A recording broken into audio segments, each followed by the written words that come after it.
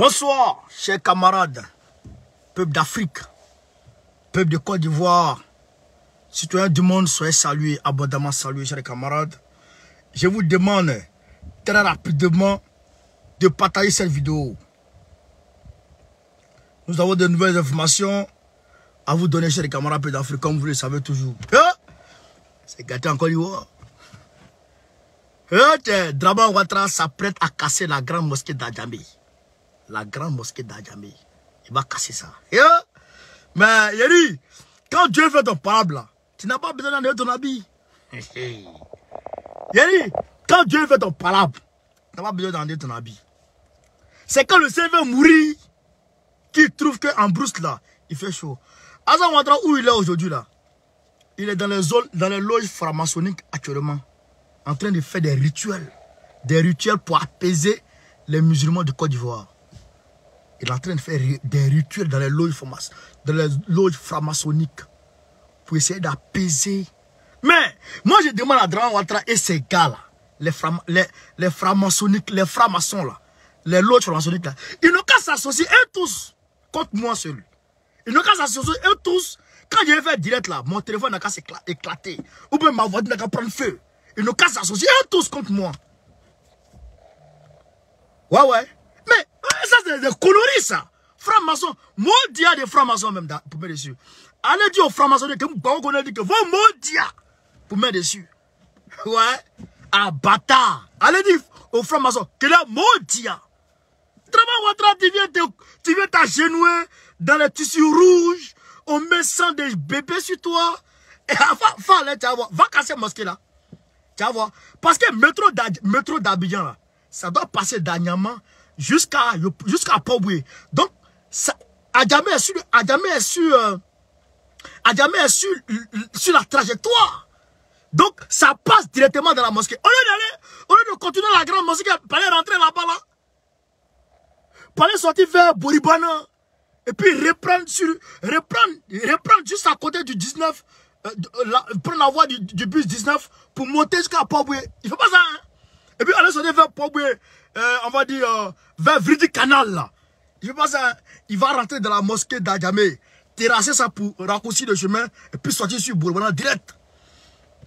C'est qu'il rattraper comme ça, quitter vers Makori, tracer comme ça, et puis 13 villes, il plonge dans 13 villes, il passe dans le plateau. Et puis il plonge dans très vite directement pour aller à Port-Boué. Dramane Ouattara. Mais tu apprendras. Chers camarades d'Afrique, faites le maximum de partage. Tu apprendras. Le Mali à Bolo. Les Maliens ont frapponné les terroristes aujourd'hui. On va vous donner les sons. Foussez les années, soit salut mon frère. Lucas, la nouvelle recrue, soit salut de ta position. Faites le maximum de partage. On va rentrer très rapidement en République centrafricaine. Faustin Touadéra, il veut modifier la constitution pour réactualiser la constitution. Oui, mais Babylone ne veut pas ça. Parce que vous savez que Faustin Touadéra, il est aujourd'hui celui qui est le précurseur aujourd'hui, hein, de la lutte matérielle. Pas, je dirais, la lutte pacifique, non. Lui, il a lutté matériellement contre le franc CFA à travers la crypto-monnaie. Maurice Ouattara depuis Washington, à travers la crypto-monnaie. Oui. Donc, Faustin Touadéra, il veut, son peuple le réclame. Le peuple dit, ah, depuis Bokanda a été tué, jusqu'à aujourd'hui là, on n'a pas encore eu un président comme toi. Vrai là, il ne faut pas partir d'abord. Il faut rester là. Tu vas gérer le pays d'abord. Quand le pays sera propre, là maintenant, tu peux partir en paix. Sinon, c'est que tu as commencé là. Les gens là, ils sont à côté. Ils sont à côté là. Dès que tu t'en vas net, ils vont revenir. Les groupes armés là. Ils sont postés à Djamena. D'ailleurs, même demain, il y a marche au Tchad. Hey, man. Les groupes comment on appelle ça, du dialogue au Qatar là. Mais ils disent, ils veulent pas, demain ils appellent à la manifestation, ça va péter. Ils disent, ça a bout, il y aura babé bouilli. Camarade, faites le maximum de partage. Donc, les groupes armés terroristes sont allés se poster au Tchad. Et puis ils attendent. Forcés, ils attendent. Ils se disent que Touadéra, comment il va partir. Donc si Touadéra s'en va, celui qui va venir, soit on le corrompt, parce qu'il y a des corrompus là-bas, des corrompus. Soit on le corrompt, ou bien on l'attaque. Donc, Faustin Touadéra aujourd'hui, il se trouve dans l'obligation. Comme en 1940, après la capitulation de la France, après l'envahissement de la France par les nazis, le général de Gaulle s'est déporté en Angleterre. Et puis il a appelé la résistance. Et puis il a travaillé jusqu'à ce que la France retrouve sa dignité là. Et puis il est resté au pouvoir jusqu'à 14 ans en train de refonder considérablement la France là. C'est ça Faustin Touadéra doit faire. C'est ce qu'il a appelé à faire actuellement. Donc le peuple a dit, il faut modifier la constitution, tu vas te mettre, tu vas poser ta candidature encore, on va te lire. C'est le peuple qui a demandé ça. Dans la rue. Donc Touadéra dit, il va faire. Il a annoncé ça la dernière fois. Il dit, il a annoncé le changement constitutionnel, la révision constitutionnelle. Donc quand il a annoncé ça là, Paris en transe, épilepsie a frappé Macron en même temps. Il a commencé à... Il bave, épilepsie. Mais nous on ne te calcule pas. Non, on te calcule. Peut-être c'est la vieille là qui va souffrir. Parce que c'est elle qui va... Manu, comment tu vas Manu? C'est elle qui va... Sinon nous on s'en fout. Camarades, partagez le direct, Donc, avant, il y a un petit test que je dois vous lire. Vous allez comprendre de quoi il s'agit. Donc, on continue. Voilà, écoutez. Le jour de... Vous allez comprendre, hein? Vous allez comprendre. Le jour de l'indépendance, le président Touadéra a annoncé un référendum constitutionnel. Il va faire un référendum. D'ailleurs, c'est un référendum. Il va faire un référendum. Il va demander au peuple, est-ce que vous voulez que Faustin Touadéra s'en aille ou bien qu'il reste? C'est les garçons qui font ça. De Gaulle a fait ça. Le peuple français dit il faut quitter. Le peuple français lui a dit de quitter. Il n'était pas le premier président de la 3e République, hein, de la 5e République. Le peuple, il a demandé, il a fait un référendum. Et puis, le peuple français lui a dit dégage. Et il a dégagé. Donc aujourd'hui, Faustin Touadéra avait demandé au peuple, comme ce qu'a fait Vladimir Poutine en 2019, je pense. Vladimir Poutine a dit, il a demandé au peuple, il a demandé au peuple de la Russie, est-ce que vous voulez qu'on change la constitution pour que j'y reste? Poutine a gagné à près de 70%. Près de 70%, le peuple russe a dit, frère là, ah oui, c'est toi qu'il faut contre les Occidentaux là, sinon ils vont venir nous envahir ici. Donc c'est là où Poutine est là. Donc aujourd'hui, Faustin Touadéra, il veut faire ça. Mais il veut poser la question à son peuple. Est-ce qu'il a posé la question à Macron? Est-ce qu'il a posé la question aux Français? Est-ce qu'il a posé la question à Brigitte? Est-ce qu'il a posé la question à... Comment elle s'appelle là? Comment elle s'appelle la Première ministre là? Il a posé la question à qui? Il dit qu'il va poser la question à son peuple. Le peuple de la République centrafricaine, c'est eux là qui vont parler. Est-ce que vous voulez qu'il y reste ou bien je m'en vais? C'est ça! Donc il va poser la question au peuple. Pourquoi vous vous fâchez? Pourquoi vous êtes pressé? Il ne va pas à l'Assemblée nationale pour dire non, l'Assemblée nationale voter. Non. Il va demander au peuple. C'est ça le référendum. Et ils sont fâchés. Ils ont peur. Mais nous on s'en fout. Si vous voulez, ayez peur. Si vous ne voulez pas, n'ayez pas peur. Ce qui est bon pour le peuple, c'est ça. Toi, où il est là? Où il est là? Ça c'est 50 ans encore. Macron là, il tremble. Mais Macron est déjà parti tout de suite là. Faut prendre ton jeton que tu as volé là. Ce que Ouattara t'a donné là. Zouzou, je suis au garde à vous mon frère. Ce que Ouattara t'a donné là, il faut prendre ça, tu vas t'aimer bien petit. Tu es encore jeune. Prends ça. Les jolies mamans là, elles sont jolies, pata comme ça. Les petits gars là. Va te mettre bien quelque part là-bas. Tu as le jeton. Tu sais quoi d'en faire les vieux? Tu vas, tes cheveux me sont en train de devenir blancs dessus ta tête. Ah, Macron, tu es bête. On continue. Répondant aux pétitions. Les pétitions, ils ont signé des pétitions. Le peuple a signé des pétitions. Répondant aux pétitions et aux manifestations du peuple qui veut mettre à jour la constitution dépassée. La constitution dépassée. Parce que la constitution là, pourquoi on dit la constitution dépassée? Écoutez, la constitution a été adoptée le 30 mars 2016 dans des conditions difficiles, alors que la République centrafricaine était totalement dépendante de la France. Alors que la République était dépendante de la France. La constitution là, c'est François Hollande qui a écrit cette constitution là. François Hollande qui a écrit la constitution qui est en République centrafricaine actuellement là. Parce que c'est les groupes armés qui étaient là. C'était l'anarchie. C'était la chiennerie totale. Les anti-Balaka, les Seleka, c'est eux qui géraient la République centrafricaine. Aujourd'hui, c'est pas ça. Aujourd'hui, c'est une république. Aujourd'hui, c'est un président qui gère la République. Un président charismatique. Un intello, mathématicien. Mais qui n'est pas n'importe qui gère la République centrafricaine. Un patriote digne de ce nom. Donc, ça n'a rien à voir. Donc, le peuple dit, mon frère, toi, tu es un patriote. Constitution qui est de ta main là, c'est François Hollande qui est venu écrire ça pour nous. Non, on ne fait pas ça. Il faut changer ça. Change ça, tu vas faire constitution, vrai. Donc, le peuple a fait les compétitions, le peuple a tout fait. Donc, on continue. On dit, la constitution a été adoptée le 30 mars 2016 dans des conditions difficiles, alors que la République centrafricaine était totalement dépendante de la France. Et que les groupes armés dominaient sur le terrain. Voilà, les groupes armés dominaient sur le terrain. La constitution de 2016 a aujourd'hui perdu de sa pertinence. En effet, est devenu un document de la période de transition de la vie de la République. C'est-à-dire que c'était une période de transition. Quand les groupes armés dominaient là, c'est la France qui a envoyé les forces françaises pour l'embêter déjà.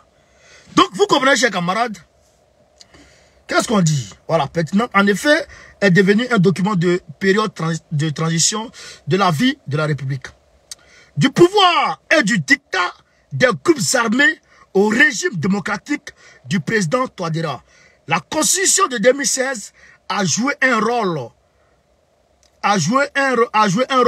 positif, mais une nouvelle constitution à aujourd'hui est nécessaire. Voilà. Une nouvelle constitution à aujourd'hui est nécessaire. Donc c'est ça qui est là. Les syndicats, les représentants des sociétés civiles, les députés à l'Assemblée nationale et les peuples ont soutenu le renouvellement de la Constitution. Donc tout le monde dit, toutes les couches sociales de la République centrafricaine disent, ah, il faut changer la Constitution. Donc, voilà un peu, chers camarades, de quoi il s'agit. Voilà un peu de quoi il s'agit en République centrafricaine. Ça va se passer. Nous voulons que Faustin Touadéra fasse un référendum afin que le peuple puisse s'exprimer pour dire si oui ou non ils sont pour cette constitution qui a été dictée par la France. Camarades d'Afrique, partagez le direct. Aya partagez Djembe Kassoro. Voilà. Partagez le direct de Djembe Kassoro.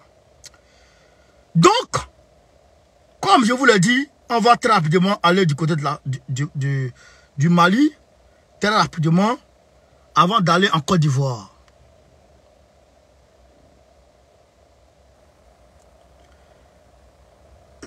Le camarade Hervé Dédé, le général Dédé, je suis au garde à vous, mon frère. Voilà le butin de guerre du Mali aujourd'hui. Le butin de guerre. Après, le butin de guerre. Hein? Les terroristes là, ils n'ont plus d'appui. Ils n'ont plus d'appui en renseignement. Ils n'ont plus de soutien logistique. Ils n'ont plus. C'est-à-dire que vous êtes quitté dans le dos de vos mamans pour tomber quoi, les terroristes. Oh, terroristes, voici les motos ici. Ils ont été copieusement frappés. Allez là, même où ils parlent actuellement là. Hein? C'est-à-dire que les radars sont en action. Ça les cherche. Ça cherche les terroristes, ça les cherche partout. Mais les terroristes, mais vous n'avez rien compris, les terroristes. Vous n'avez rien compris du tout. C'est-à-dire que vous êtes morts. Vous êtes morts. Il y a un convoi. Pour ceux qui sont burkinabés, il y a un convoi qui doit partir à Dori pour aller parce que Dori était coupé du reste du Burkina Faso. Il y a un convoi qui était parti. Le convoi avait été embêté par les terroristes. Mais quand même, Damiba s'est débrouillé, le convoi est rentré. Mais Damiba, il est fou. Il est fou. Damiba, sa tête là, André, il y a, comment on appelle ça? Il y a une bête qui ronge là-bas, qui l'embête. Il dit de sa bouche, il va augmenter le prix du carburant à la pompe. Attends, calme-toi. Il dit à la pompe, il va augmenter le prix du carburant. C'est ça, c'est Damiba qui dit ça. À la pompe, il va augmenter le prix du carburant. Mais non, on te regarde. Mais on te regarde. Tu vas pas croire ce qui est arrivé. Attends, tu vas pas croire. Demain, vendredi, non? D'accord. La manifestation se poursuit. Chers camarades, partagez le direct. Allez, tout le monde, on pompe les cœurs. Tout le monde, on pompe les cœurs. On pompe les cœurs. Allez, pompe les cœurs. Tout le monde pompe les cœurs. Où est l'argent? Il pompe. Tout le monde pompe les cœurs. Tout le monde pompe les cœurs. Allez, pompe les cœurs. On pompe les cœurs. Tout le monde pompe les cœurs. Camarades d'Afrique, on va aller voir Alassane Dramane Ouattara. Je vous ai dit qu'au Tchad, il y aura demain une manifestation qui est prévue au Tchad, normalement. Normalement, au Tchad, il y a une manifestation qui est prévue là-bas. Voilà, il y a une manifestation qui est prévue au Tchad, demain. Voilà. Donc, n'hésitez pas aussi à me suivre sur Telegram. Camarades, on va un peu... Parce que la Côte d'Ivoire est en tout cas en ébullition aujourd'hui. Je vous ai dit hier que les Garbatigi allaient rentrer en grève. Les Garbatigi allaient rentrer en grève. Tous les garbadromes d'Abidjan vont fermer les portes. Normalement, samedi qui vient là, tous les garbadromes d'Abidjan vont fermer les portes. Le ministère, les ministères, même le premier ministre Hachi, alors il ne peut pas s'asseoir. Ça trempe. Ils ont appelé le camarade Samba David de la société civile pour l'intimider. Wallah, ils ont appelé Samba David. Quand ils l'ont appelé, les partis là, nous on a eu vent automatiquement. Et je vous dis, j'ai dit à tous ceux-là, la société civile ivoirienne là, tous les acteurs engagés de la société civile ivoirienne là, on contrôle ici. On les contrôle depuis ici. L'atout de contrôle là, ça à Paris. L'atout de contrôle, ça à Paris. On gère ça dans la diaspora. Donc là, faut pas vous amuser à cela quoi.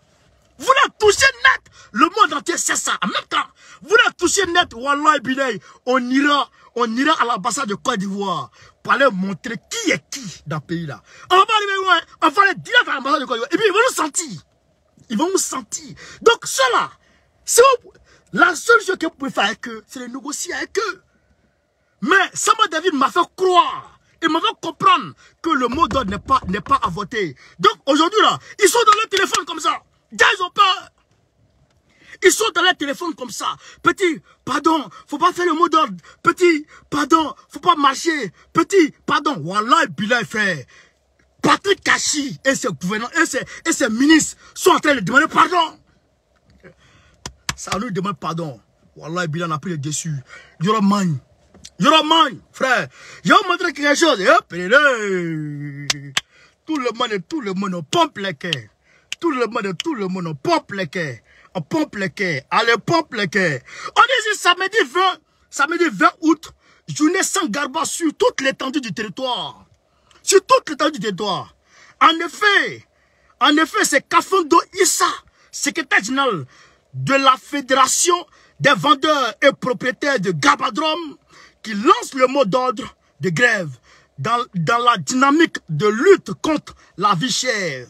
Les vendeurs et les propriétaires de Garbadrome, c'est où on vend Garba là, pour ceux qui ne connaissent pas, aussi impactés par le coût exorbitant du poisson-thon.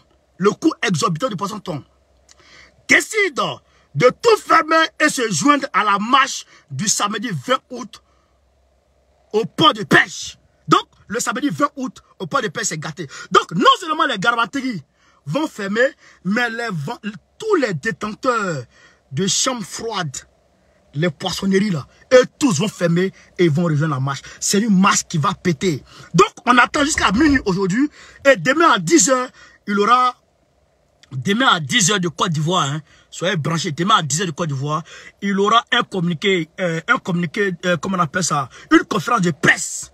Il y aura une conférence de presse qui sera donnée à la nation. à l'opinion nationale et l'opinion internationale si le mot d'ordre est effectivement maintenu. Donc, dès 10 ans, j'aurai l'information si c'est maintenu ou pas.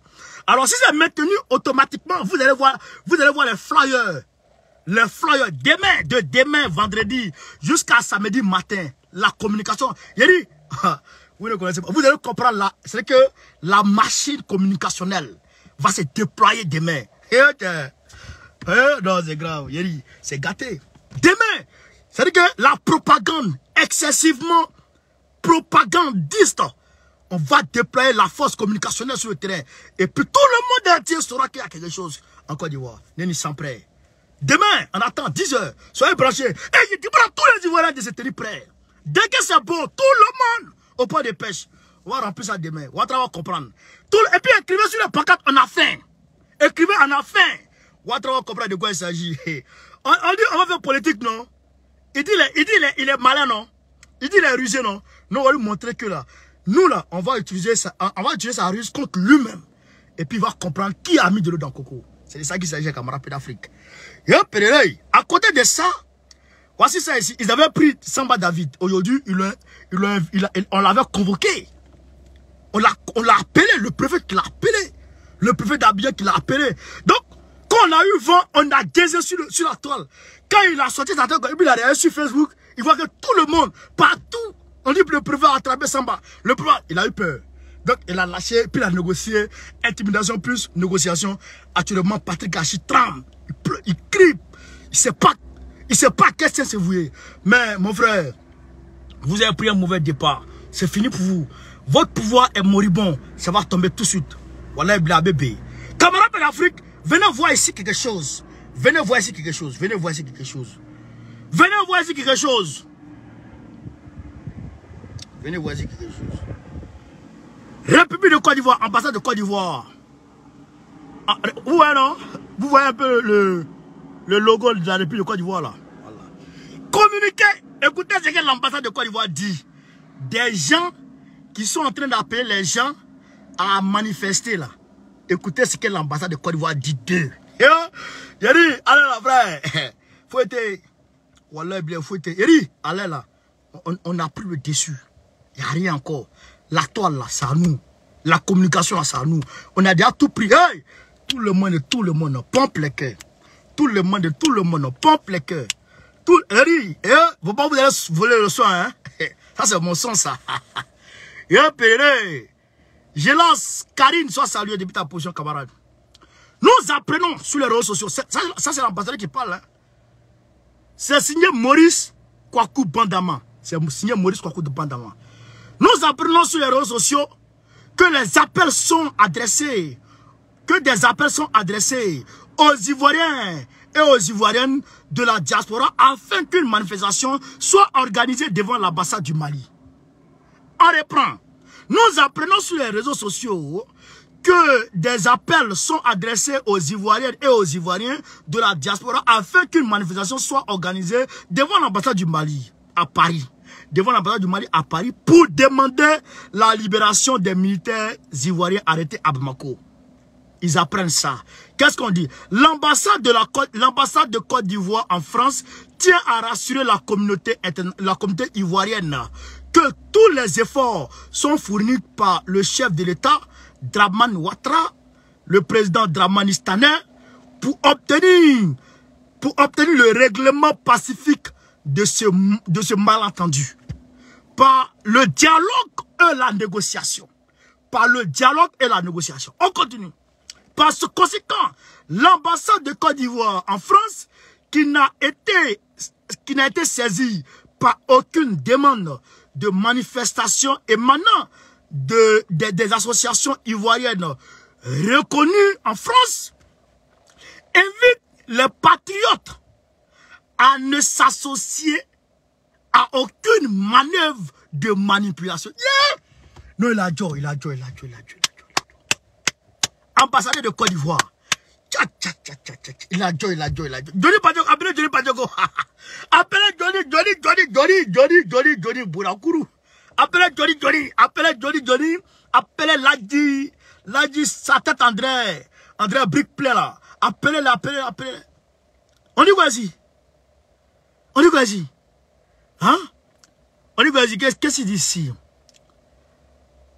Par conséquent, l'ambassade de la Côte d'Ivoire en France, qui n'a été saisie par aucune demande de manifestation émanant des associations ivoiriennes reconnues en France, invite l'ambassade de Côte d'Ivoire en France, invite les compatriotes à ne s'associer à aucune manœuvre de manipulation. L'ambassade de Côte d'Ivoire en France invite ses compatriotes à ne s'associer à aucune manœuvre de manipulation. Manœuvre de manipulation. Voilà comment on vous traite. Vous qui appelez à manifester. Vous, les va-t-en-guerre. On dit vous êtes des manipulateurs. Donc, on dit les Ivoiriens de la diaspora. On dit de ne pas vous associer. De ne vous associer à aucune manœuvre de manipulation. Voilà ce que l'ambassadeur dit d'eux. Qui dit mieux? Frère, qui dit mieux? Et il continue. Elle les prie, l'ambassade, les prie tous à ne pas prendre part à cette manifestation dont l'initiative n'émane d'aucune association de la diaspora ivoirienne. Non, c'est grave, c'est grave, c'est grave. Non, Akadou. Parti Sankana. Non, c'est grave, c'est grave. Non, il a Joe. Il dit ici, l'ambassade les prie, c'est que l'ambassade prie les Ivoiriens de la diaspora de ne pas prendre part à cette manifestation dont l'initiative n'émane d'aucune organisation de la diaspora ivoirienne en France. Donc, ça veut dire quoi? Ceux qui sont en train d'appeler à la manifestation là, ce n'est pas des Ivoiriens. Ce n'est pas une manifestation des Ivoiriens. C'est ça l'ambassade dit ici. Les Ouarawara qui parlent là, ce n'est pas une manifestation qui concerne les Ivoiriens. Nous les Ivoiriens, ça ne nous concerne pas. Non, non, on ne connaît pas ça. L'ambassadeur continue. Il continue. N'émane d'aucune organisation de la diaspora ivoirienne en France. Et les exhorte à continuer à placer leur confiance dans le leadership et la grande sagesse de M. Dramani Tana et du gouvernement de Côte d'Ivoire pour le règlement de ce problème. Donc on dit, quand Dramani vous dit d'avoir confiance en lui là, et confiance en Dramani, et puis laisser les manipulateurs là, et puis c'est fini. Voilà ce que l'ambassade de Côte d'Ivoire dit aujourd'hui. C'est aujourd'hui, c'est sorti. C'est signé ici Maurice Kakou. Maurice Kwaku Bandama. C'est signé Maurice Kwaku Bandama, chers camarades. Maurice Kwaku Bandama. Il n'est pas venu de décrocher le téléphone, mais je vais publier sur ma page, hein, tout à l'heure. Vous allez voir ça sur ma page. Donc, voilà ce que l'ambassade de Côte d'Ivoire dit. On va mettre Johnny Padjogo, mais Johnny Padjogo. Je suis venu ici pour adresser rapidement. C'est pas le Côte d'Ivoire. Ah non, voilà l'ambassade. C'est monsieur là. Johnny Padjogo. Monsieur veut te dire, même compte de tous tes parents, même compte de celui qui t'a fait venir en Côte d'Ivoire.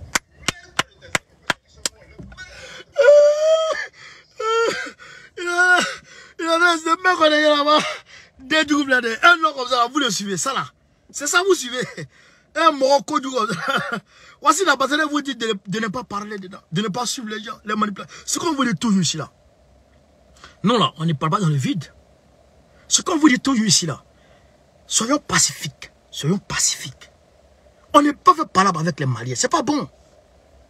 Ce n'est pas bon. Ça ne peut arranger personne. Ça ne peut arranger personne. Les gens pensent que comme on a 5 millions de Maliens en Côte d'Ivoire, donc on a un moyen de pression. On peut les prendre en otage. Tu peux pas les prendre en otage. Hein? Il y a des villages où les Maliens sont plus nombreux que les autres ethnies. Il y a des villages comme ça en Côte d'Ivoire. Je prends le cas de Moussa Dougou. Moussa Dougou, c'est sur la côtière entre San Pedro et Sandra. Moussa Dougou. Moussa Dougou, c'est un village qui a été un campement qui a été construit par un Malien. Oui, mais il y a les autres. Il y a d'autres ethnies là-bas. Mais c'est un village, le chef de village là, c'est un baoulé. Pardon, c'est un Malien. Le chef de village de Moussadougou, c'est un Malien. Donc vous allez prendre Moussadougou en otage. Vous voyez. Bon, chez nous au village, à Wangé, il y a un campement qu'on appelle Dabanani. Dabanani. C'est pour les Maliens. Dabanani, c'est un quartier de Bamako. Chez nous au village. Bon, là-bas, là, c'est un Malien qui est chef de village. Vous comprenez? Donc, ça ne peut pas passer. Ça aura un effet boomerang. Ça aura un effet comment on appelle ça, de retour à l'envoyeur. Et puis les FSI, ils viennent d'où? Les FSI viennent d'où? Nous, on a vécu avec Assira. On a vécu avec Boaké. On a vécu avec partout. Les FSI en majorité, c'est des jeunes Maliens, des jeunes Burkinabés. C'est eux qui sont remplis dans votre armée. Vous allez voir comment? Même la liste là, il y a des Maliens dedans. Il y a des Maliens dedans. Les 49 là, il y a des Maliens dedans. Vous comprenez? C'est impossible de faire parable, les gars. C'est impossible. La seule chose qu'on peut faire, c'est la diplomatie. C'est comme ce que j'ai dit. C'est comme moustique sur testicule. C'est comme moustique sur testicule. Quand tu frappes, tu te fais du mal. Quand tu laisses, il te fait du mal. Tu es obligé de chasser avec beaucoup d'attention, beaucoup de lucidité pour ne pas te faire du mal. C'est ça le problème ivoiro-malien. C'est ça. Donc, ce qu'ils appellent manifestation, ça ne peut rien résoudre. Rien du tout. Donc là, restez tranquille. Maintenant, on va aller dans le camp. Draman Ouattara avait cassé la mosquée d'Adjamé. La grande mosquée d'Adjamé. Oufou-Boigny est venu. Oufou-Boigny a vu la mosquée là. La mosquée a été construite sous Oufou-Boigny. Alassane Ouattara était encore burkinabé. Il était encore même en train de conduire. Il était en train de rouler des gens aux États-Unis. La mosquée d'Adjamé était la grande mosquée d'Adjamé. C'est la plus grande mosquée de la Côte d'Ivoire, mais la plus grande mosquée de la Côte d'Ivoire. La mosquée d'Adjamé. Alassane Ouattara dit, il ne quitte pas le pouvoir tant qu'il n'a pas cassé cette mosquée. Alassane Ouattara, c'est un démon. C'est un démon. C'est pourquoi quand il va à la Mecque, il est toujours dans le fauteuil roulant. Parce que Dieu ne peut pas accepter qu'il soit à pied pour faire le tour de la Kaaba. Demandez aux gens. Il y a des malfaiteurs dont Dieu n'accepte pas, Dieu n'accepte pas leur repentir là. Eux là, quand ils arrivent à la Mecque là, soit il fait diarrhée jusqu'à quitter là-bas, ou bien il ne peut pas marcher.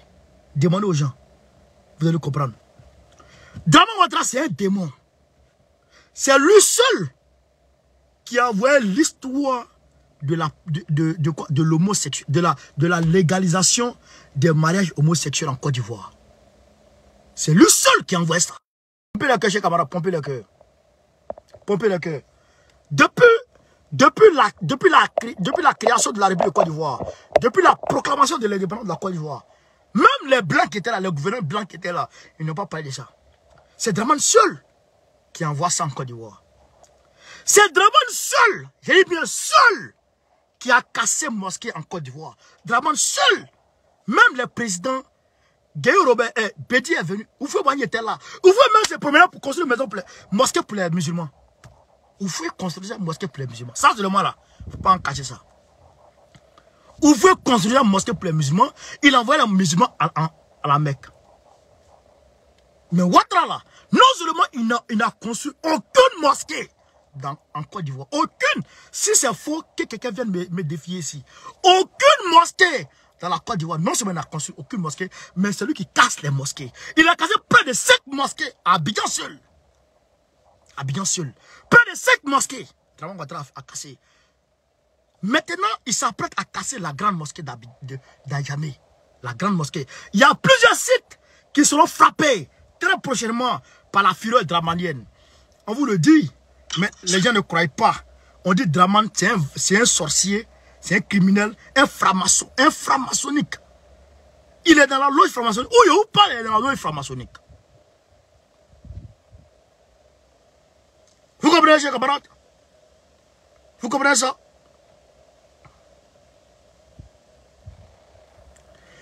Il y a 7 communes Il y a 7 communes qui sont concernées. Ça a commencé aujourd'hui. Ils ont commencé à casser aujourd'hui. Voici les images. Ils ont commencé à casser aujourd'hui. Ça, je crois, c'est à Niamey. Ils ont commencé à casser aujourd'hui. Oh, le Dramanistane. Qu'est-ce qu'on dit ici? Depuis 7 h du matin, les équipes de NAC, service entament les travaux de libération des emprises sous la supervision des responsables de l'AC. C'est-à-dire que c'est le trajet du métro d'Abidjan là. Ils sont en train de déblayer tout. Le premier site sera le passage à niveau de la mosquée d'Adjamé. Le premier site sera le passage à niveau de la mosquée d'Adjamé. C'est-à-dire que la mosquée d'Adjamé là, ils vont faire un passage à niveau là-bas. Soit ils détruisent totalement, ou ils vont prendre une bonne partie dedans. La mosquée d'Adjamé. L'école Djassaï, dangereusement saignée par le propriétaire lui-même, sera libéré, ainsi que le bâtiment R+1 voisin démoli partiellement. Il y a une école, l'école Djassaï. L'école Djassaï d'Adjamé sera frappée. Il y a il y a un immeuble, R+1, il y a comment on appelle ça, c'est un duplex je pense, R+1, voisin qui sera démoli partiellement aussi, qui va partir. Le deuxième site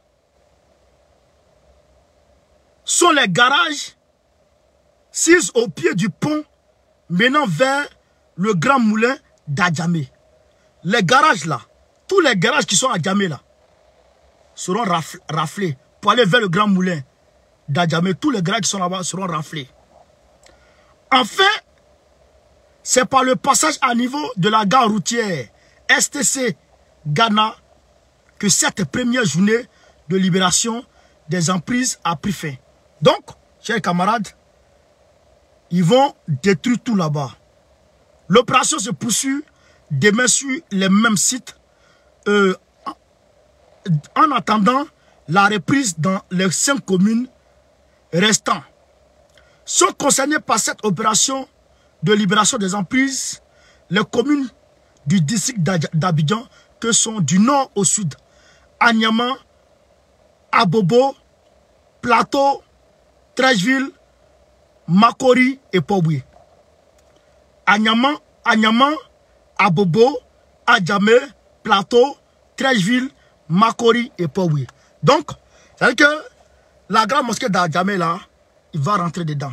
Il va fracasser ça, Draman. Il n'a pas peur.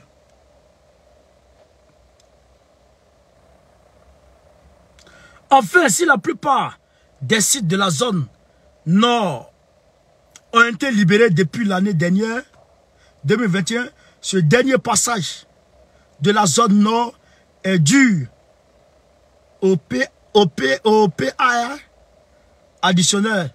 Le plan d'action de réinstallation des personnes effectué par le projet de la ligne 1 du métro d'Abidjan. Les sites dans la zone sud suivront. Donc, là, il est à Niamey en train de frapper à Niamey. Il va progresser vers Abobo, il va casser Abobo. Il va finir à Abobo, il va progresser vers Adjamé, il va frapper Adjamé. Il va quitter Adjamé, mais il va descendre vers le plateau. Il va descendre vers le plateau. Oh, le plateau, ça c'est les coins, ça c'est chez les boss. Donc, il ne va pas toucher là-bas. Il ne va pas trop toucher là-bas, il va passer à côté. Et puis, Makori, il va prendre Makori, Trècheville, et puis à la Abobo. Je ne sais pas, il va passer par où, Draman.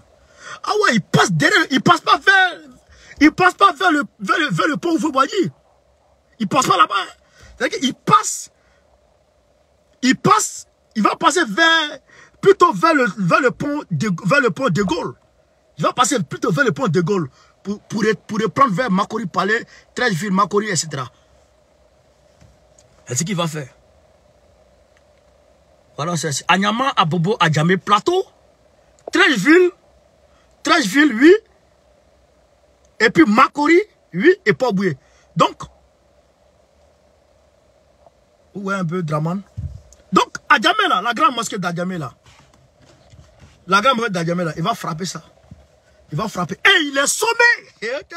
Non, Draman, je ne sais pas quoi. Draman, il te sera quand Draman, il faut avoir pitié de toi-même. Pitié de toi-même, tu es fini. Tu es fini. N'en rajoute plus, Draman, tu es fini. Vous savez, l'affaire de 4 milliards de la FIF au niveau de la Côte d'Ivoire.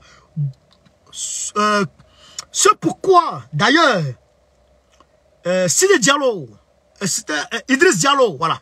Idriss Diallo était accusé là. C'est parti où? C'est parti où? Nulle part. En fait, Dramane Ouattara a empoché le jeton. Donc, l'argent lui a donné pour organiser la canne là. Le jeton, il a mis fait dedans.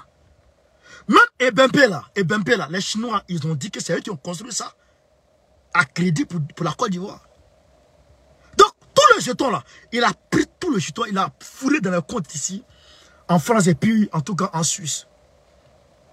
Vous comprenez? Donc, on lui demande, mais mon frère, qu'est-ce que tu as fait pour préparer la canne avec tout le jeton qu'on a donné?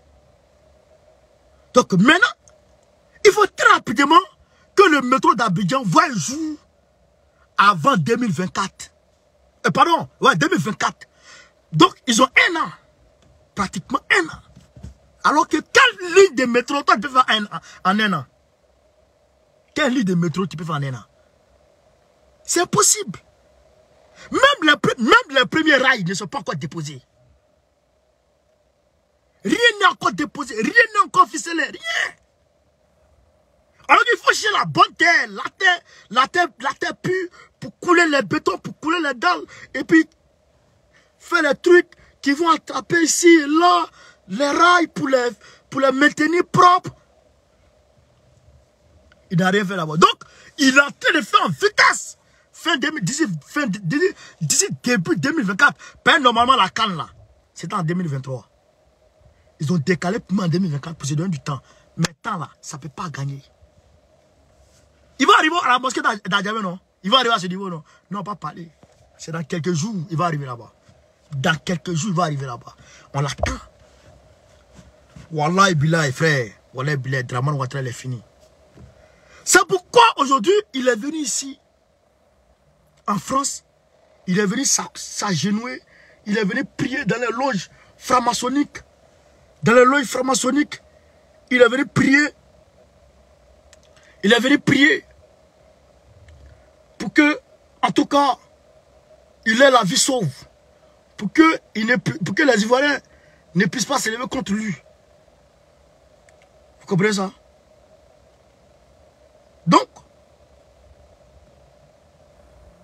Donc, c'est gâté sur Dramane, chers camarades. L'homme, c'est gâté sur lui. Donc, nous, on l'attend. Nous, on l'attend. Même avec le 4e pont là, c'est à quel niveau? On dit, les Chinois, les gens ont commencé à marcher la 9 fois. On dit les Chinois ne les payent pas. Les Chinois ne les payent pas. Bon, les Chinois ne les payent pas là. Pourquoi la Côte d'Ivoire ne parle pas? Parce qu'en fait, la Côte d'Ivoire elle-même, peut-être qu'elle ne donne pas l'argent des Chinois. Peut-être que la Côte d'Ivoire elle-même ne donne pas l'argent des Chinois. Donc, voilà le problème, M. Dramane. You're mine. Dieu est fort. Dieu est trop fort. Chers camarades d'Afrique, voilà un peu, aujourd'hui, étaler les problèmes, le sujet d'aujourd'hui. Et je vous dis aussi, chers camarades, ça va se passer. Ça va se passer. Voilà. Ça va se passer. Dramane, très prochainement, en tout cas, Dramane, très prochainement, il va tomber. Et d'ailleurs, voilà, j'aimerais aussi parler du Premier ministre, Choguel Maïga. Choguel Maïga. Oui, Choguel Maïga n'est pas, en tout cas, au beau fixe de sa santé. D'autres disent qu'il a été évacué à l'étranger, c'est faux. Il est encore au Mali. D'autres disent qu'il a été intérimé, c'est faux. Il n'a pas été intérimé. Sa place est toujours là. On va écouter ici. Bon, ça va, je pense que ça va, ça va. Ça va pour ce soir. Voilà. Donc, camarades d'Afrique, voilà un peu le direct de ce soir étalé. Voilà un peu le direct de ce soir étalé. Maintenant, s'il y a des questions, peut-être que j'ai oublié une seule chose. S'il y a des questions, posez les questions. On va avancer, on va répondre aux questions petit à petit. Posez des questions, on va répondre aux questions petit à petit, très rapidement, chers camarades. Vous avez 10 minutes pour me poser des questions. Parce que ça fait quand même longtemps qu'on ne fait pas ça, on ne répond pas aux questions. Mais partagez quand même, hein, partagez le direct. Vous voyez, il faut 200 partages, c'est pas bon ça. Partagez au maximum le direct. Si vous avez des questions, envoyez-moi les questions. Je vais répondre aux questions vite fait. S'il y a des questions, envoyez-moi les questions, je vais répondre aux questions. La base, ça salut mon frère.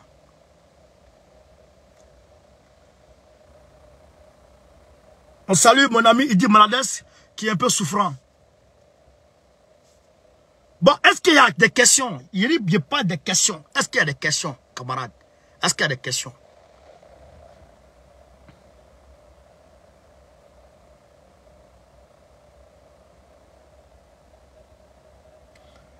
Anselme Zamblé. Qu'est-ce qui t'a poussé à être Gbagboïs?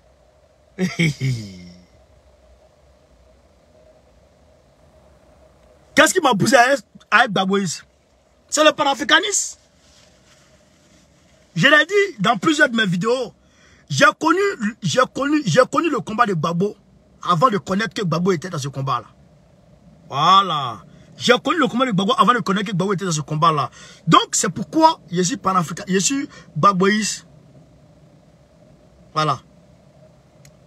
C'est ça. J'espère qu'on avance bien avec Touadéra. Et la Bible, Ndodeko, centrafricaine. Où est centrafricain? On avance très bien avec Touadéra. On avance très bien.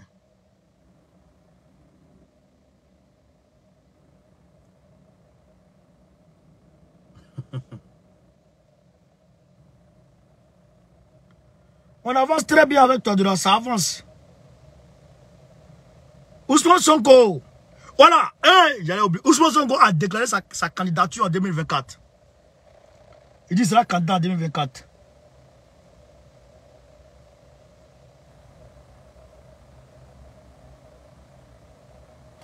Est-ce que le premier ministre malien est paralysé? Vraiment, c'est faux. Il n'est pas paralysé, il va bien.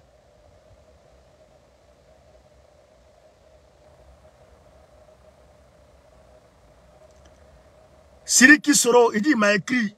Tu m'as écrit où? Sur quelle page? Suivez-nous sur Telegram, le lien de Telegram est en haut là. Viens m'écrire là-bas, je vais te répondre vite fait. Chogal va bien les gars.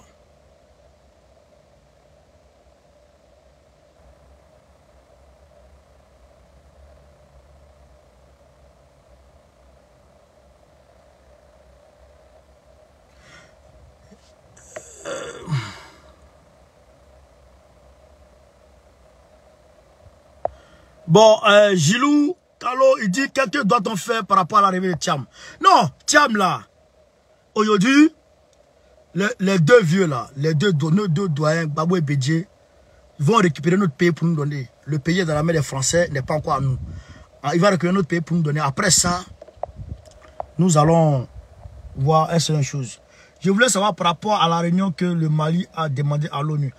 Le Mali a demandé une réunion d'urgence, une session extraordinaire du Conseil de sécurité des Nations Unies. Voilà. Au cours de cette réunion, le Mali va poser... Parce que les Nations Unies, il faut dire qu'ils sont là pour prévenir la paix dans le monde. Maintenir la paix dans le monde. Pour ne pas qu'il y ait des débordements, il y ait des guerres, etc. C'est ça, le rôle des Nations Unies. Maintenant, le Mali leur envoie un message pour dire, vous, votre rôle là, c'est de maintenir la paix. Mais entre nous et puis la France, il risque d'avoir une guerre. Parce que voilà ce que la France fait, voilà ce que la France fait. Donc, on va les appeler les deux. On va dire, bon, toi, tu accuses la France. Où sont tes preuves? Eux, ils avancent les preuves. Bon, la France, que dis-toi? Que dis-toi de ça? Des preuves que le gars avance là. Toi, dis quoi de ça? Maintenant, la France va avancer maintenant. C'est démenti et aussi après des preuves. Donc, ils vont juger entre les deux qui a dit oui, qui a dit non. Maintenant, si le Mali a raison et que la France a tort, normalement, conformément à la Charte des Nations Unies, normalement, la France doit être sanctionnée. Voilà, pour ne plus qu'elle répète ça. Mais comme on est dans un état, on est dans un monde bizarre. On est dans un monde bizarre, donc c'est un peu... Voilà ce qui va se passer. Maintenant, frère Koné, est-ce que la manifestation de vendredi, oh, c'est que ça peut... Tu demandes si ça aura lieu quoi? Normalement ça aura lieu, parce qu'il y a eu les camarades, ils m'ont dit ça aura lieu.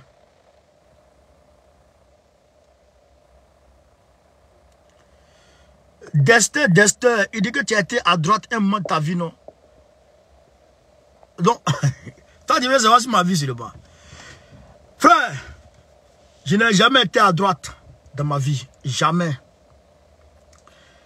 Je suis né au nord de la Côte d'Ivoire, dans une famille musulmane. Je n'ai pas accès à Internet. Je n'ai pas accès aux informations. Je n'ai même pas l'argent pour aller acheter des livres pour lire, non. Je suis né dans une famille qui était RDR naturellement. Tu comprends? Donc, j'ai milité étant enfant, étant petit jusqu'à 18 ans. J'ai milité comme ça, comme tout le monde. Comme les gens de l'Ouest militent pour Gbagbo. Les enfants d'aujourd'hui, les enfants de 10 ans, tout ça, militent pour Gbagbo. C'est comme ça que j'ai milité. Mais quand j'ai été responsable, et que j'ai vu, et que j'ai commencé à lire, et que j'ai commencé à me cultiver, j'ai vu qu'en réalité, tout ce temps-là, je n'étais pas encore dans du militantisme vrai. C'est là que j'ai réalisé maintenant que il fallait choisir le panafricanisme pour que l'Afrique sorte la tête de l'eau. Mais naturellement, je n'aime pas l'injustice. Oui, naturellement. On m'appelait, laisse-moi ton palabre. Ouais, parce que je n'aimais pas l'injustice. Moi, au contraire, même souvent, c'est moi je défendais mes grands frères. Bon, on dit cousins, les blancs disent cousins, mais c'est des grands frères. C'est moi je les défendais. Tu vois? Avec mon lance-pierre. Au village, c'est moi je les défendais. Et même à l'école, moi je faisais tout par là. Parce que tu ne peux pas t'apprendre à quelqu'un devant moi et puis je vais te laisser faire. Je faisais tout par là. Donc il faut dire que naturellement, même dans mon ADN, je n'aimais pas l'injustice. Mon truc là m'a lâché encore. Je n'aimais pas l'injustice, tu vois. Donc voilà un peu ce qu'il peut dire à ce niveau-là. Voilà, tu vois. Voilà. Toi aussi, tu t'éteins après.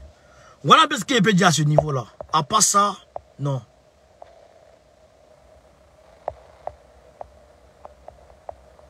Donc, c'est un peu ça.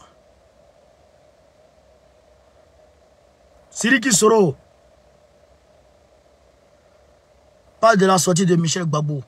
Oui, Michel Gbagbo était avec le PDCI, comme on est tous ensemble avec le PDCI.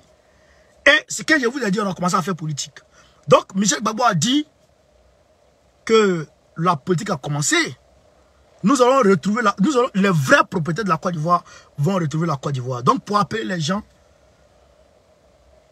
à travailler et à faire leur carte d'identité, à s'enrôler pour qu'on puisse gagner les élections palier par palier, successivement.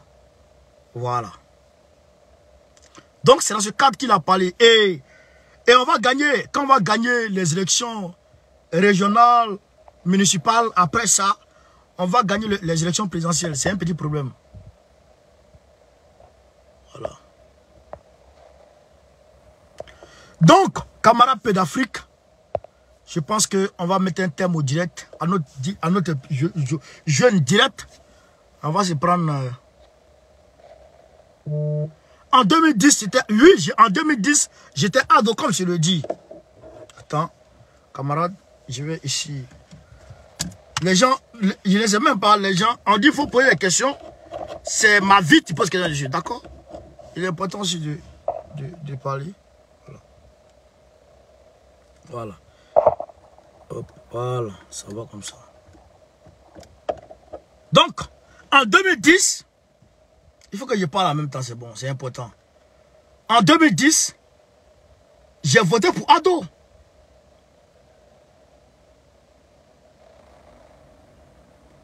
En 2010, j'ai voté pour Ado. Et ça, c'est un regret. C'est un regret que je n'arrive pas à, en tout cas, à accepter. En 2010, j'ai voté pour Ado parce que depuis l'enfance, on nous avait présenté Ado comme un messie. Comme un messie, comme quelqu'un qui a côtoyé les institutions internationales, qui a redressé l'économie du Japon, qui a redressé l'économie de la Chine, qui a redressé l'économie des États-Unis, qui a redressé l'économie de l'Afrique du Sud, qui est conseiller à vie d'Ouma Bongo, qui est ceci, qui est cela, qui a été gouverneur, qui signait les billets des banques. Est-ce qu'on nous disait? C'est lui qui signait les billets sur les billets des banques. Voilà l'ex-bluff dont on a été victime. Mais un enfant comme moi, qui était petit et qui a grandi dans ça, qu'est-ce que tu veux qu'il fasse, mon frère? Mais, malgré tout, j'avais une particularité en moi personnellement. Malgré tout, je ne me suis jamais séparé de mes amis non musulmans et non djoula. Jamais. J'ai toujours eu des amis baoulés, Annie, d'ailleurs même à San Pedro, mon bon petit s'appelle Julien. Julien, Julien. C'est mon bon petit ça. C'était un petit Annie. Donc, j'ai toujours vécu avec tout le monde, en parfaite harmonie avec tout le monde. Mon bon vieux père à San Pedro, il s'appelait Herman, Zokoyi Herman. C'était un BT. Tu comprends? C'était un BT, avec lui, on faisait les sales coups, tout. Mais, je ne me suis jamais séparé de tout cela. Et, je le dis, peut-être que la chute de Gbagbo en 2010-2011 m'a réjoui. Parce qu'on était, on était avec le RDR. Mais, la chute de Kadhafi, bizarrement, je n'ai pas digéré ça. Oui, je n'ai pas digéré ça, vrai là. Mais quand j'ai commencé à lire, j'ai commencé à m'instruire, j'ai réalisé en réalité que c'est Gbagbo qu'il fallait.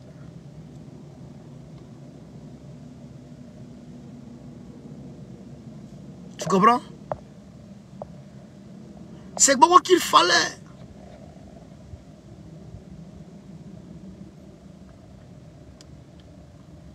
Donc tu vois, donc c'est comme ça que j'ai commencé à combattre, avant même de connaître, avant même de commencer à m'intéresser à Gbagbo, je connaissais déjà le panafricanisme. Et donc j'ai milité de mon côté, j'ai milité à part. Voilà. Et donc après, quand Ouattara a commencé à jouer le varan, j'ai commencé petit à petit à attaquer, à critiquer, vite fait. Mais les réactions derrière me faisaient peur. Les réactions des frères, des cousins, me faisaient peur. Vous comprenez? C'est une réalité. Au début, je craignais, je me dis, mais... Donc, je n'arrivais pas à m'affirmer. Vous comprenez? Mais jusqu'en 2000... même quand Gbagbo avait été libéré en 2019, quand Gbagbo a été libéré en 2019, j'ai pris mes clics et claques. Je suis parti du côté d'Aubervilliers. Il y avait un maquis BT là-bas. Et je suis allé danser là-bas.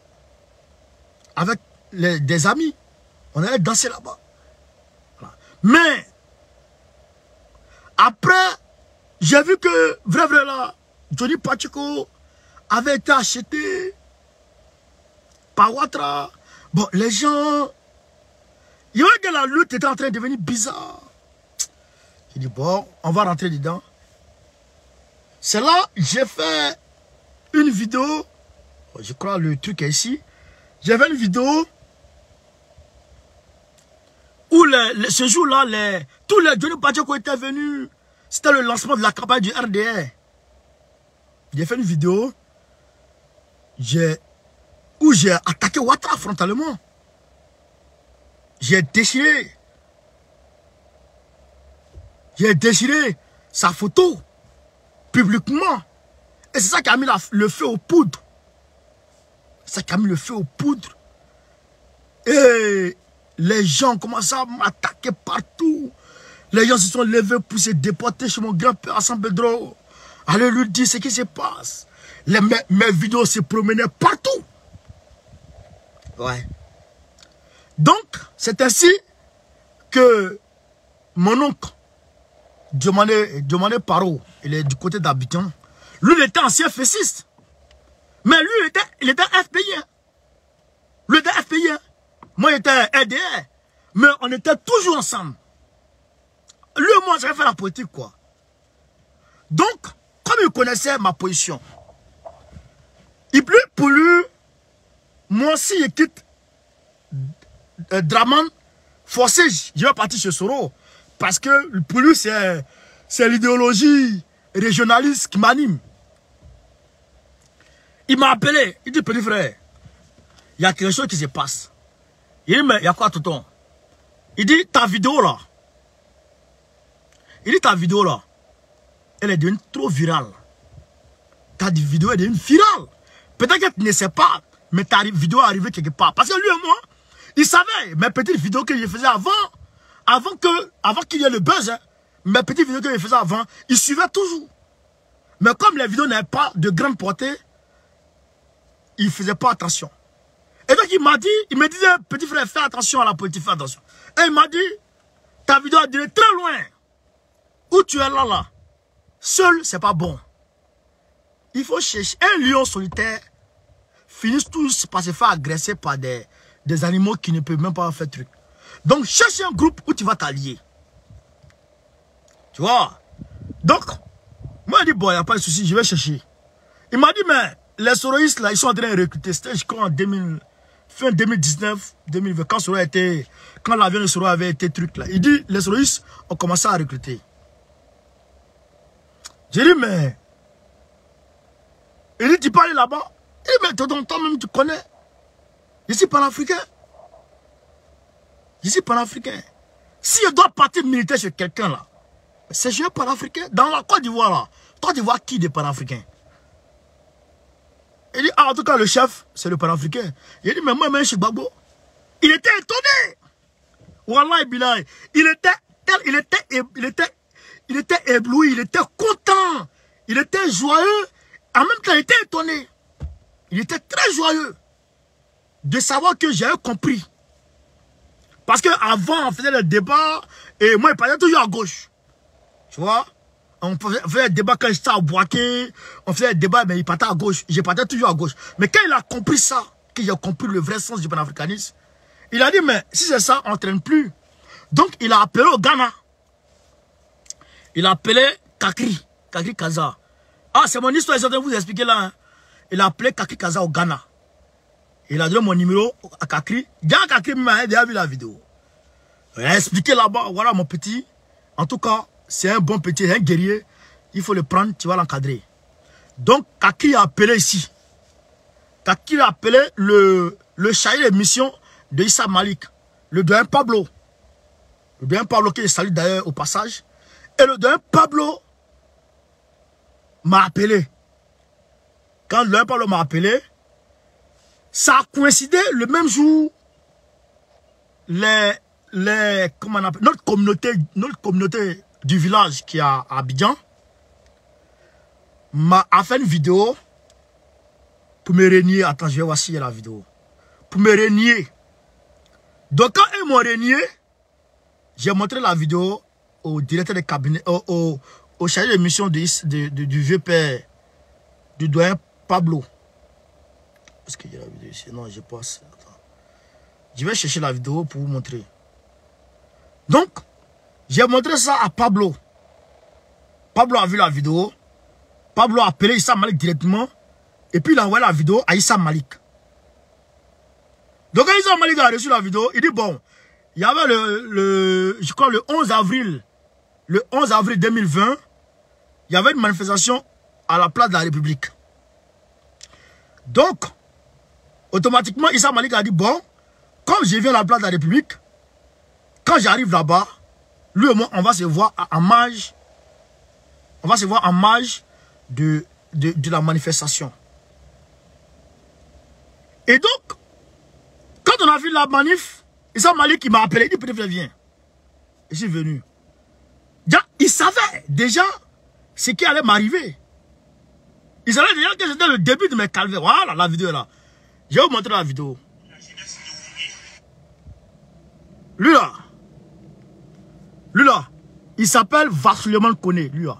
Vassuleman Koné. Lui c'est Va là qui dit. C'est un grand frère. C'est un grand frère de famille. Arrivé au village là, on mange de la même assiette. C'est un grand frère de famille, il est docteur aujourd'hui. C'est lui qui, quand il était petit là, c'est eux qui on courait, c'est eux qui nous donnaient les petits bonbons, etc. C'est eux qui nous envoyaient. Donc, c'était quand le 20 novembre 2021 que j'ai, ouais, ça c'est en 2021 que j'ai enregistré la vidéo. Mais c'était en 2020. Je vais vous faire écouter la vidéo. Je vais vous faire écouter la vidéo. Au nom de la jeunesse de Wongé, nous faisons une déclaration concernant la déclaration de notre jeune frère Koné Souleymane qui se trouve à Paris, qui fait des déclarations à l'encontre de notre président de la République. Nous, ressortissants de Wongé, nous ne nous reconnaissons aucunement concernés par ces déclarations à l'encontre de notre président. Nous soutenons toujours les actions de notre président de la République, M. Alassane Ouattara, et notre premier ministre, M. Ahmed Bakaïtou. Nous, les ressortissants Wongé, nous sommes des partisans du RHDP et nous soutenons notre président de la République jusqu'à l'éternité. Donc nous ne sommes jamais concernés par les déclarations par ce jeune Koné Souleymane qui fait des déclarations à son intérêt personnel. Nous, les ressortissants Wongé, nous sommes toujours pour le président de la République et nous soutenons toutes les actions de notre président de la République. Merci. Très clair. Ouais, monsieur. Ouais, alors, comme le président l'a dit tout à l'heure, c'est le président de la mutuelle de Wongé, Mudéo. Alors, ajouté à ce qu'il a dit, nous ressortissants de Wongé, voilà, vous voyez un peu. à ce que Souleymane a dit, Koné Souleymane, qui est à Paris, qui fait des allégations à l'encontre du président de la République et le pouvoir en place, du RHDP. Nous sommes pour le développement, nous, mutuelle de développement de Wongé, nous soutenons toutes les actions du président de la République de Côte d'Ivoire, M. Alassane Ouattara, pour que nous aussi nous bénéficions davantage de ces retombées-là. Alors, Donc, vous avez compris un peu? Voilà. Donc, ils ont fait cette déclaration-là pour me régner. Automatiquement, ils ont envoyé un message à ceux de la France de m'exclure de toutes les activités du village sur Paris. Donc, ma belle-sœur, la femme à mon grand frère ici, lui là, son grand frère. Lui, son grand frère, en tout cas, lui, mon grand frère qui est là, est plus âgé que lui là. Donc, on était parti chez lui. Sa femme m'a invité, on est parti là-bas. Donc, c'est devenu palable. Parce que le message leur a été envoyé. Et donc, ils avaient pour rôle de m'exclure de toutes les activités. Donc, c'est devenu palable là-bas en même temps. Ils m'ont dit de quitter les activités du village. Bon, moi, je me suis levé de ma verre. Donc, après, on est venu faire coup de poing. Ils étaient quatre garçons qui sont levés ce jour-là pour venir faire parler avec moi. Dans l'escalier, hein. Il n'y a pas de quelque chose. Dans les escaliers. Donc, on s'est lancé les coups de poing. Hein. C'est pas bon, hein. Donc, j'ai expliqué tout à Issa Malik. J'ai expliqué tout à Issa Malik. Issa Malik dit, petit frère, je ne vais pas te cacher. Il faut avoir le moral. Parce que ce qui commence là, c'est ton histoire qui commence comme ça. Parce que lui, il a vécu ça. Il m'a dit, lui, il a vécu ça. Donc, il m'a expliqué en long et en large comment lui, il a vécu quand il a décidé de laisser le RDR pour aller chez Gbagbo. Pendant que Amadou Koulibaly, Bon Koulibaly, vous savez que Bon Koulibaly là, Issa Malik Koulibaly, c'est son oncle. Oui. Amadou Koulibaly, Bon Koulibaly était le neveu de Issa Malik. Donc Issa Malik m'a expliqué tout ça. Il m'a expliqué tout ça. Et il m'a dit en tout cas, il n'y a pas de problème, on va travailler ensemble.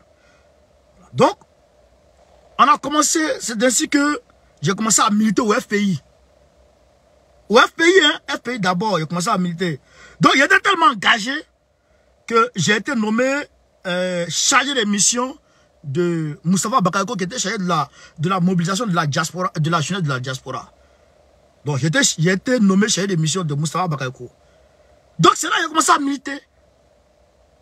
Voilà. Mais, c'est pas facile. Ça, je le dis très sincèrement. Ça n'a jamais été facile. Jamais. J'ai perdu ma famille. J'ai perdu mes amis. J'ai perdu mes frères. Même mon épouse, je l'ai perdue. À ce moment-là. On m'a séparé de mon fils, qui avait à peine 2 ans. Oui. Voilà. Ça, c'est Issa Malik et moi. Ça, c'est Issa Malik et moi. C'était à la place de la République. Il y a un hôtel juste à côté de juste en face de la place de la République là. Ça c'est Mara Dindin qui est là. C'est Mara Dindin, il était là-bas. Ça c'est... Attends. Ça c'est monsieur Nguessan.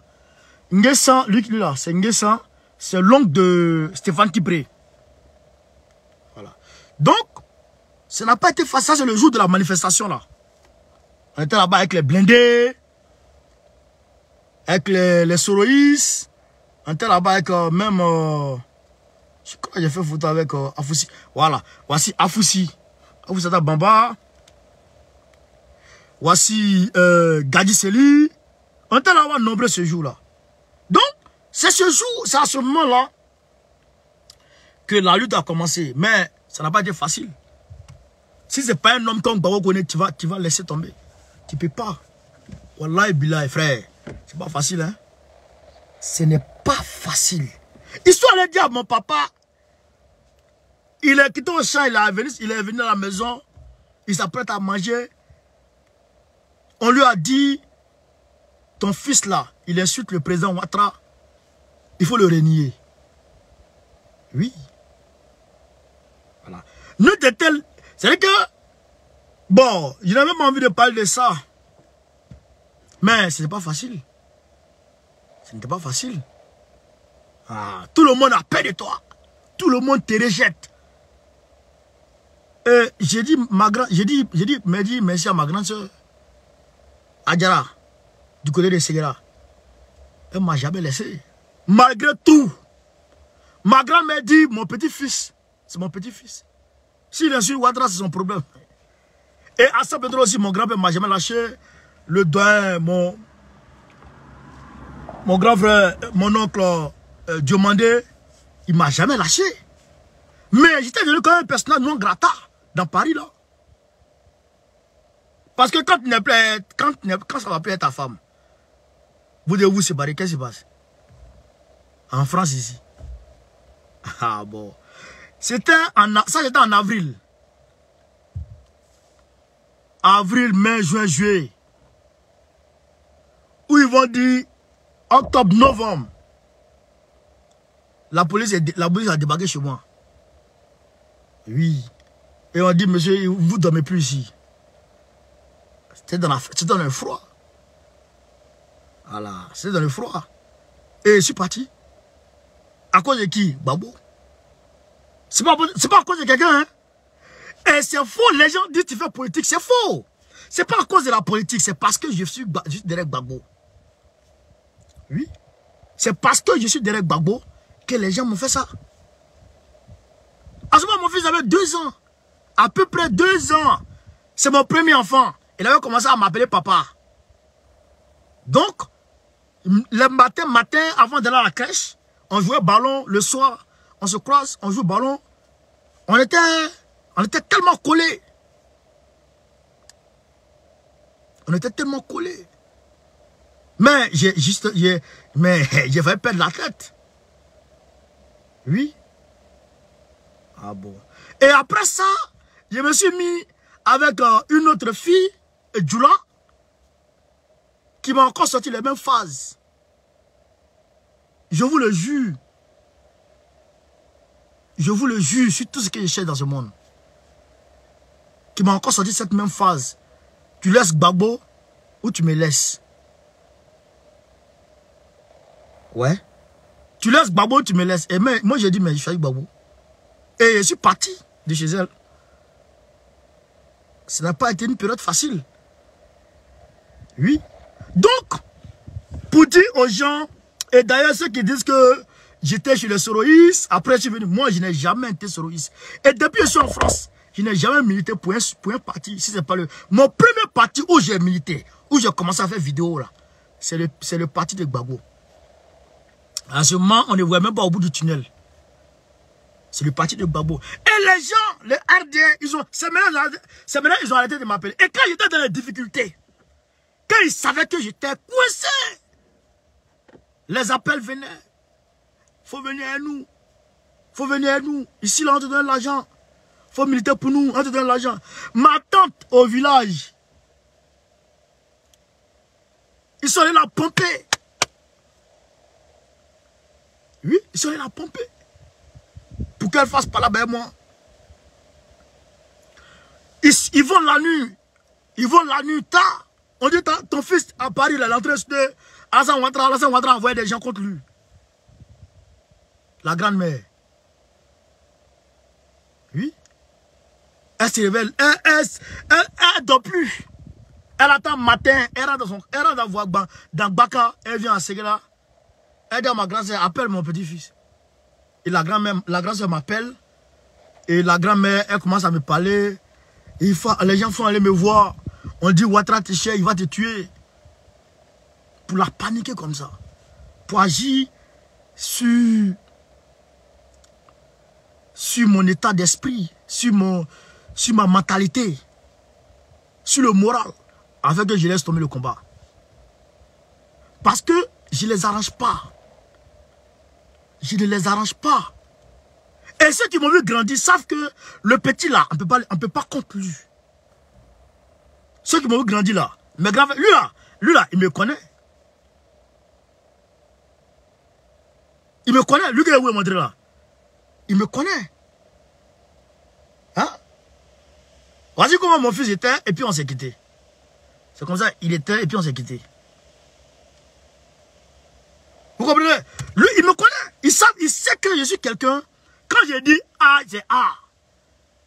Donc, ils ont tout fait. Ils sont rentrés dans tous les états. Parce que ce n'était pas...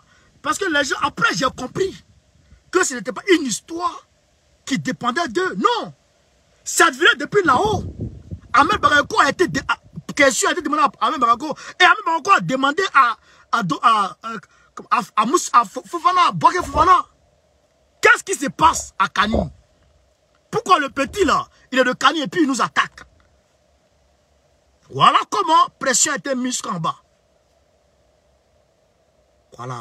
Donc, c'est pas du jeu. Ils ont parti dans mon village. C'est la vérité. Je vous parle de mon histoire pour que les gens puissent comprendre un peu. Ils sont partis au village, chez moi, à Wangé. Avec des pick-up, les gendarmes. Ils sont allés ramasser les jeunes. Ils sont allés ramasser les jeunes. On les a envoyés à Kani. Au commissariat. Et on leur a posé, et on a saisi leur téléphone. Et on leur a demandé s'ils ont des liens avec moi. Vous voyez un peu? On leur a demandé s'ils ont des liens avec moi. Genre, pour les paniquer, pour les intimider. Pour leur faire comprendre que moi je suis dangereux pour la Côte d'Ivoire. Et que moi j'ai fait coup d'état contre Ouattara. Dans la même période où Solo Game était accusé là. Au même moment à Kani. Parce que Météia sait que je suis l'un des petits-fils de son rival. De son ex-rival. C'est que le premier maire de Kani. Il sait que je suis l'un des premiers. Je suis l'un des petits-fils de Moussa Koné. Donc, il a peur. Vous voyez un peu? Donc ils sont allés chercher les jeunes, les intimider, prendre leur téléphone. Et on les a mis en garde contre moi. Oui. Vous avez vu la réunion qui s'était... C'était à Abidjan, au 220. Bon, ça c'est à Abidjan, au village là. Les réunions succèdent aux réunions. Sur le chef du village. Les grands frères, quand ils quittent Abidjan, même avant-hier, quand ils quittent Abidjan là, ils vont voir le chef du village, on lui donne l'argent, on lui dit, Solo là, c'est lui qui fait... Regardez ce qu'il faut. Hein? Solo là, c'est lui qui fait que Ouattara ne regarde pas le village. Vous voyez ça? Ouais. On va dire au chef du village qui ne connaît rien. C'est à cause de moi que Ouattara n'aime pas le village, mon village. À cause de moi que Ouattara ne regarde pas le village, parce qu'il n'y a rien. Que Ouattara voulait construire un lycée, il voulait construire un hôpital, il voulait construire un collège, il voulait faire tout ça, il voulait faire château, réseau, tout ça. Mais c'est à cause de moi, Ouattara refuse de faire tout ça. Oui. C'est ça qu'ils vont dire au village là-bas. C'est ça, ceux-là, ils vont dire au village. Ils se ramassent tous les jours, ils vont là-bas. Vous comprenez? Voilà. Donc, quand on dit combat des Gbagbo là, des gens pensent que je suis un opportuniste ou je ne sais pas quoi. Ils ne connaissent pas le fond des choses. Moi, ce que j'ai subi là, c'est que tu divises ça en 1000 morceaux et puis tu mets ça sur quelqu'un, ils vont quitter. Ils vont quitter. Ils ont jeté l'anathème du village sur moi seul. On dit c'est moi, je suis le malheur du village. Mais je vis à ça. Mais je suis tué dans le combat à ça. Voilà. Donc il faut que les uns et les autres comprennent de quoi il s'agit. Vous comprenez ça? C'est ça. Ah.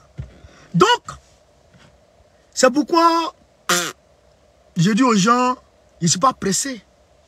Ils ne sont pas pressés de rentrer au village. Mais je vais y aller.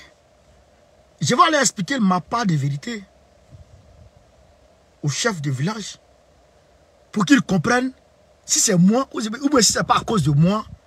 Mais il va comprendre. Parce que juste à côté du village, il y a un autre village là-bas, c'est Lakoro, mais il n'y a rien là-bas. Si c'est à cause de moi que Wongé ne se développe pas. Mais pourquoi Lakoro reste dans le noir? Pourquoi Tabakoroni a besoin de développement? Voilà la question. Donc, on doit répondre à cette question. Ouais. C'est ça le problème dans cette affaire. Mais, je suis dans ce combat parce que je sais. Et je le dis toujours. Ceux qui me combattent là, et ils sont dans leur appartenance politique, appartenance politique, je dirais, parce qu'ils ont besoin d'argent. Parce que il y va de leur maintien à leur poste. Ben, s'ils refusent, on va travailler les chasser. Et il faut ça pour gagner leur poste, pour maintenir leur poste. Pour se maintenir à leur poste. Pour gagner leur pain. Mais moi, je ne fais pas ça pour ça. Moi, j'ai fait ce combat parce que ce combat, il est indispensable. Et si moi, je ne le fais pas, quelqu'un d'autre sera obligé de faire ce combat. Voilà pourquoi je les gêne. Les LDR. Je les gêne mal. Très mal. Je force tous leurs programmes. Même les chancelleries. Les chancelleries internationales me suivent. Ils savent. Et grâce à moi, le plan diabolique de Ouattara est mis à nu. Pourquoi? Parce que Ouattara dit aux gens, j'ai tout le nord derrière moi. Mais quand les gens s'en rendent compte que moi je suis du nord et que je l'attaque frontalement et que j'appartiens à Gbagbo, ils comprennent tout de suite que tout le nord ne peut pas être là. Donc, il faut me faire taire. Vous comprenez? Là, ils passent par tous les moyens. Mais c'est voué à l'échec. C'est voué à l'échec. C'est ça. Moi, je suis dans ce combat-là. Et ce combat, on va le gagner. Et quand on va gagner ce combat, je n'aurai même pas besoin de parler. Je n'aurai même pas besoin de parler. Mais les actions qui seront posées sur le terrain vont parler à ma place. Et les uns et les autres comprendront de quoi il s'agit. Oui, ils comprendront de quoi il s'agit. Voilà. Donc, vous comprenez un peu, chers camarades? Vous comprenez un peu? Je pense qu'on va mettre un thème à ce direct. Attends. On va mettre un thème à ce direct. Et puis bon, on va se prendre demain. Sinon, voilà la vérité sur mon parcours politique. Sur mon parcours. Et il faut dire que j'étais au RDR parce que tous les jeunes du Nord étaient au RDR. Mais quand j'ai compris la politique, j'ai dit je ne peux pas rester là.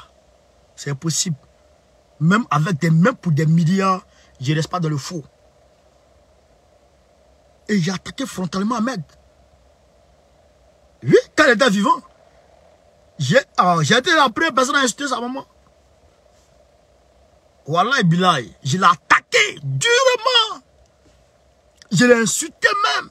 De haut en bas. Et Zoumbak est allé là-bas. Dans les cafés, Zoumbak disait devant à des gens que lui me cherche. Le grand frère d'Ahmed Barago, il disait là-bas qu'il me cherche. Devant les gens. Et les gens me disaient. Mais ce qui est intéressant dans l'affaire, c'est qu'aujourd'hui, il y a des monos. Il y a des monos dans l'armée de Ouattara qui me disent, petit frère, continue, on te suit.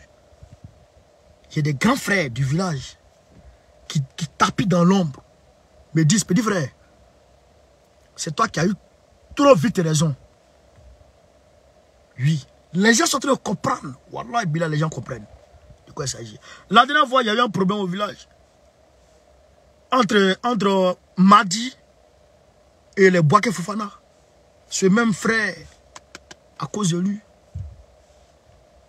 Parce que les petits frères voulaient faire quelque chose, une manifestation, et ils ont confié le parrainage de la manifestation à Madi. Et Bouaké Fofana, tous aidés. Bouaké Fofana n'est pas content parce que Madi parraine quelque chose chez nous. Donc le gars là, il s'est levé et puis il est venu gêner l'affaire. Il est venu détruire l'affaire. Donc les gens, aujourd'hui la jeunesse du village comprend. Les gens comprennent de quoi il s'agit. Mais c'est rien d'abord, je vais arriver là-bas. Je vais arriver là-bas et on va se prendre. On va comprendre qui a mis de l'eau dans le coco. C'est ça qu'il avait. Donc, chers camarades, merci de m'avoir suivi et merci de m'avoir fait parler aussi. Donc, sur ce, Gbagbo ou rien, Gbagbo ou rien, Gbagbo ou rien, Gbagbo Kafissa. Go au carré, Goïta ou rien. On est ensemble. Soutien au Belébé de Conakry, soutien à Faustine Touadéra. On est ensemble. Merci, chers camarades, merci. Ya Béatrice, sois salué, merci.